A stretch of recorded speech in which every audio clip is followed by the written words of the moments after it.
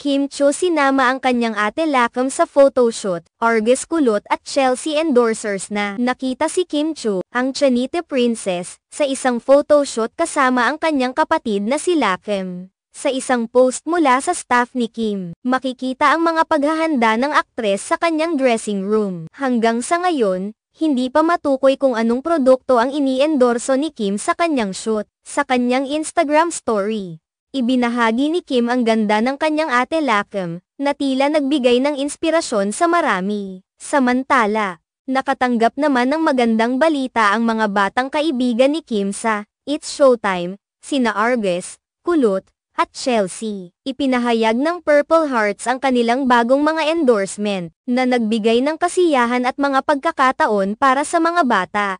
Ang mga endorsement na ito ay hindi lamang nakakatulong sa kanilang mga karera kundi pati na rin sa kanilang personal na pag-unlad.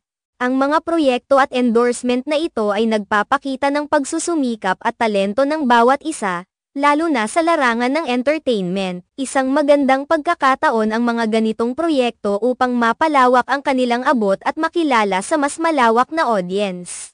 Ang mga endorsements ay hindi lamang para sa kita kundi para rin sa pagpapalaganap ng mga mensahe at imaheng maaaring maging inspirasyon sa iba. Sa mundo ng showbiz, ang mga pagkakataon tulad ng mga endorsements ay hindi madalas dumarating, kaya naman ito ay tinatanggap na may kasiyahan at pasasalamat. Ang pag-aalaga sa mga relasyon sa mga sponsor at mga kumpanya ay mahalaga upang magpatuloy ang mga ganitong oportunidad sa hinaharap. Ipinakita ni Kim ang kanyang dedikasyon sa kanyang mga proyekto. At sa kabila ng kanyang kasikatan, nananatili siyang mapagpakumbaba at nakatutok sa kanyang pamilya at mga mahal sa buhay. Ang mga ganitong proyekto ay nagiging daan upang makapagbigay siya ng inspirasyon sa iba, lalo na sa mga kabataan na nangangarap sa industriyang ito. Hindi rin may kakaila ang suporta ng mga tagahanga ni Kim, na laging nandyan upang sumuporta sa kanyang mga endeavors. Ang kanilang pagmamahal at pagsuporta ay isang mahalagang bahagi ng kanyang tagumpay. Kaya naman, sa bawat endorsement at proyekto, nais ni Kim na maibalik ang pagmamahal sa kanyang mga tagahanga sa pamamagitan ng kanyang trabaho.